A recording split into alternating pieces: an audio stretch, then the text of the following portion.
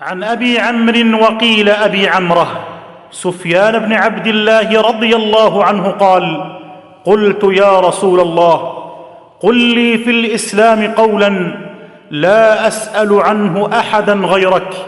قال: قل آمنت بالله ثم استقم.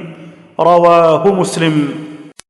عن أبي عبد الله جابر بن عبد الله الأنصاري رضي الله عنهما أن رجلا سأل رسول الله صلى الله عليه وسلم فقال: أرأيت إذا صليت المكتوبات وصمت رمضان وأحللت الحلال وحرمت الحرام ولم أزد على ذلك شيئا أأدخل الجنة؟